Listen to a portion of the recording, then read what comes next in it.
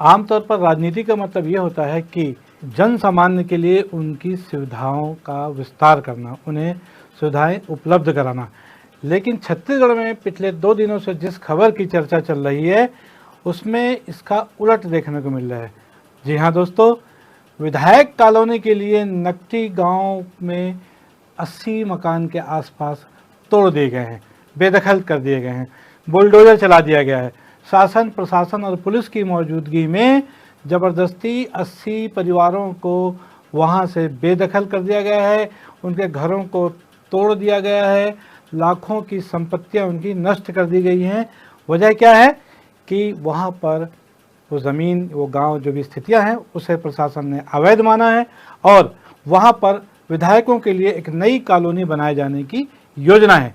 आपको बता दें कि छत्तीसगढ़ विधानसभा में फिलहाल 90 विधानसभा क्षेत्र हैं, 90 विधायक हैं और उनके लिए एक कॉलोनी बनाने की योजनाएं हैं। हालांकि ये योजना पिछले कई सालों से चल रही है और कांग्रेस के शासनकाल में भी नकटी गांव को उजाड़ करके वहां पर इसी कॉलोनी को डेवलप करने की योजना बनी थी, लेकिन तब के प्रशासन ने उस योजना को रद्द करते हुए किसी अन्य विकल्प की तलाश की थी, ऐसा पूर्व मंत्री मोहम्मद अकबर ने आज बयान में कहा है।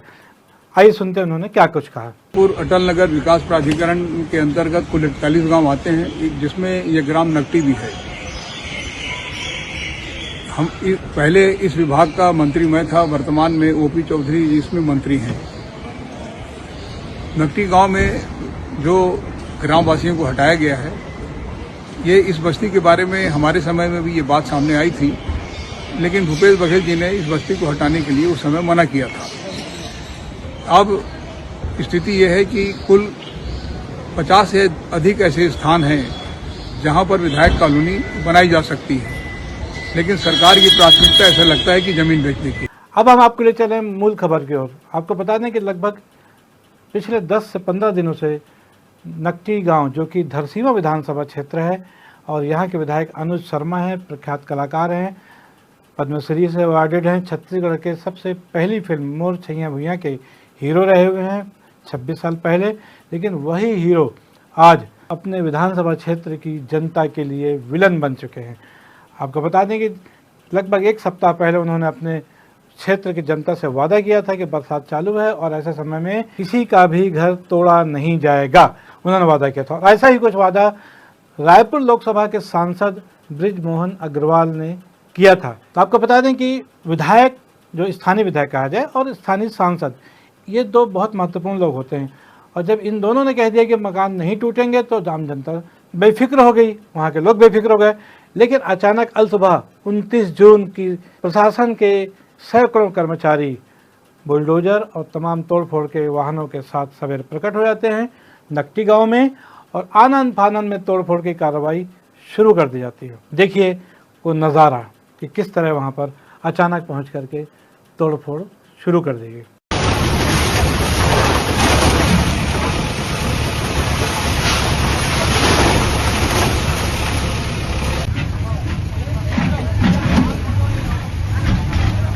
इस कार्रवाई के बीच में वहाँ की जो महिलाएं हैं, वहाँ के बच्चे हैं, सड़क पर आ गए। उन्होंने विरोध भी किया प्रशासन का। प्रशासन ने, पुलिस ने ज़बरदस्ती उनको उठा करके वहाँ से एक जगह एकत्रित कर दिया, उनके विरोध को दबा दिया गया, कुचल दिया गया और ये कहा गया कि चूंकि ये ज़मीन अवैध है, ये गांव अवैध है, इसलिए यहाँ पर तोड़फोड़ होगी और यहाँ पर विधायक कॉलोनी का निर्माण किया जाएगा। गाँव के जो प्रभावित लोग हैं, लगभग 80 परिवार हैं जो कि इस तोड़फोड़ से प्रभावित हुए हैं। उसमें से 5-6 जो बड़ी कहानियां हैं उनको सामने आ रही हैं। उसमें यह है कि एक 23 आदमी का परिवार है और जिसमें 2 मकान हाल ही में बनाए गए थे जिनकी लागत लगभग 50 लाख रुपए थी और उन्होंने अपनी जीवन भर की जमा पूंजी से उस मकान को बनाया था। अब उस मकान के टूट जाने से जो पैसे थे, जमा पूंजी, वो भी चली गई, मकान भी टूट गया और बदले में क्या मिला उनको? सेक्टर 30 सेक्टर 30 वहाँ पर एक EWS मकान दे दिया गया। अब बताइए 23 आदमियों का परिवार एक EWS कॉलोनी में, एक EWS के मकान में कैसे रह सकता है? और हालात ये हैं कि पुरुष जो है कुछ उसमें किसी तरह रह रहे हैं, कुछ बाहर रह रहे हैं अपने रिश्तेदारों के यहाँ, अब महिलाएं तो वहाँ जा ही नहीं पा रही हैं। और कुल मिलाकर के कुछ बच्चे हैं जो कि स्कूल जाते थे, फुंडहर वहाँ स्कूल है, उच्चतर माध्यमिक विद्यालय, लड़कियाँ हैं, और वो अपने घरों के टूट जाने की वजह से जब उनको EWS दे दिया गया सेक्टर 30 में, वहाँ से की दूरी टोटल 20 किलोमीटर है। जहाँ 2-4 किलोमीटर में स्कूल जाने की सुविधा थी नकटी से फुंडहर, वहाँ पर अब 20 किलोमीटर का रास्ता तय करके बच्चियाँ कैसे स्कूल जा पाएंगी। सवाल ये कि आमतौर पर देखा जाता है कि बरसात के मौसम में तोड़फोड़ तो कम से कम नहीं होती, लेकिन शायद हिंदुस्तान की राजनीति का ये पहला किस्सा ऐसा है, जो पहली घटना है जबकि बरसात के मौसम में विधायकों की कॉलोनी बनाने के लिए इस किस्म की तोड़फोड़ की गई है। किसी भी विधानसभा के इतिहास में ऐसी घटना शायद ही देखने को मिली हो। अब सवाल है कि लोग कहते हैं इसका राजनीतिकरण भी शुरू हो गया। भाई क्यों नहीं होगा? जब कांग्रेस कोई काम करती थी तो भाजपा वाले विरोध करते थे, आज भाजपा कर रही है तो कांग्रेस ही विरोध करेंगे। वृंदानगर के विधायक जनक राम ध्रुव ने साफ तौर पर ऐसी घटना का विरोध करते हुए मुख्यमंत्री विष्णुदेव साय को पत्र लिखा है और उन्होंने साफ साफ लिखा है कि किसी गरीब का घर तोड़ करके वहाँ कोई कॉलोनी जो बनाई जा रही है उसमें कम से कम मुझे तो घर नहीं चाहिए। उन्होंने साफ तौर पे उस घर को लेने से इनकार कर दिया। और ऐसा ही कुछ सरायपाली के कांग्रेसी विधायक चातुरी नंद डिगरी लाल ने भी कहा है कि उन्हें भी इस किस्म का घर नहीं चाहिए। दोनों विधायकों ने मुखर होकर के सरकार के इस काम का न सिर्फ विरोध किया है, मुख्यमंत्री को चिट्ठी लिखी है, बल्कि सार्वजनिक तौर पर भी बयानबाजी करते हुए सरकार द्वारा की गई इस कार्रवाई का विरोध किया है। मोहम्मद अकबर भी इस बारे में बयान जारी कर चुके हैं, आपको मैंने बताया। अब सबसे बड़ी समस्या है कि वित्त मंत्री ओपी चौधरी और मुख्यमंत्री विष्णुदेव साय के सामने अब सवाल यह आ गया कि इस विपरीत परिस्थिति से कैसे निपटा जाए, क्योंकि स्वाभाविक सी बात है कि गरीबों की सुरक्षा के लिए जो है विधायक होते हैं, सांसद होते हैं, और यहाँ पर विधायक कॉलोनी बनाने जा रही है, उसके लिए गरीबों के तोड़े जा रहे हैं, तो निसंदेह बात हजम नहीं हो रही है और हजम होगी भी नहीं।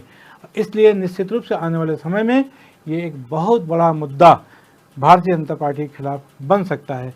कांग्रेस इस मुद्दे को कैसे आगे आने वाले समय में इनकेस करती है ये तो वक्त बताएगा, लेकिन बैठे बिठाए भारतीय जनता पार्टी ने कांग्रेस को उनके विरोध के लिए एक बहुत बड़ा ज्वलंत मुद्दा दे दिया है कि बरसात के मौसम में जबकि विधायक और सांसद मतलब अनुज शर्मा और बृजमोहन अग्रवाल ने साफ तौर पर कहा था कि किसी किस्म की तोड़फोड़ नहीं होगी, किसी किस्म की प्रशासनिक कार्रवाई नहीं होगी, उन सब के बावजूद कार्रवाई 29 जून की सुबह हो गई और लगभग 75 से 80 मकान को तोड़ने का काम कर दिया गया है। इस तोड़फोड़ से प्रभावित लोगों का ये भी कहना है कि अगर शासन उसको अवैध कॉलोनी मानता है, अवैध स्थान मानता है, अवैध गांव मानता है, तो वहाँ पर PM आवास कैसे बन गया? PM आवास के लिए भी कुछ लोगों ने वहाँ लोन लिया था, जिसमें लोन जनरली 1,20,000 के आसपास होता है, 4 से 5 लाख रुपए मकान बनाने में लगते हैं, तो 3 लाख रुपए के लोगों ने कम से कम कर्जा लेकर मकान बनाया। अब वो मकान भी तोड़ दिए गए। अगर वो जगह अवैध थी तो वहाँ पर PM आवास का लोन मिलना नहीं चाहिए था, स्वीकृत नहीं होना चाहिए था, बिजली नहीं मिलनी चाहिए वहाँ, लेकिन सब हुआ है वहाँ पर। बहरहाल तमाम सुविधाएं देने के बाद उस जगह को अवैध घोषित कर दिया गया शासन के द्वारा और आखिरकार 29 जून की अलसुबह तोड़ भी दिया गया। बहरहाल आने वाले समय में ये मुद्दा किस तरह करवट लेता है, किस तरह रंग बदलता है, किस तरह से आम जनमानस को या छत्तीसगढ़ की राजनीति को प्रभावित करता है, ये तो समय बताएगा। लेकिन निसंदेह नकटी की घटना ने भारतीय जनता पार्टी के खिलाफ कांग्रेस को बैठे बिठाए एक बड़ा मुद्दा दे दिया है। और आइए सुनते हैं कि कुछ कांग्रेस नेता हैं, उन्होंने नकटी की घटना के संदर्भ में क्या कुछ कहा है। और लड़ाई लड़ेंगे निश्चित रूप से। आप लोग तय कर लो, कलेक्टर के आज जाएंगे, कल जाएंगे, बात कर लो, सुनते हैं आप लोग की बात पे समाधान होता है, ठीक है, नहीं तो लड़ाई लड़ने के लिए कांग्रेस पार्टी तैयार है और हम लोग लड़ाई लड़ेंगे, है नहीं? लेकिन हमारी लड़ाई तब तक पूरा नहीं हो सकता कि आप लोग जब तक साथ नहीं दोगे। इस खबर में आज के लिए बस इतना ही। मैं हूं BD निजामी और आप देख रहे हैं न्यूज़ T20। विधायकों की कॉलोनी बनाए जाने के लिए गरीबों को घर उजाड़े जाने से संबंधित हमारी खबर आपको कैसी लगी, इस पर अपनी राय अवश्य दें। खबर को लाइक करना ना भूलें और चैनल को सब्सक्राइब करना भी। कल फिर मिलेंगे किसी नई खबर के साथ, तब तक के लिए दीजिए इजाजत। जय हिंद, जय भारत, जय छत्तीसगढ़।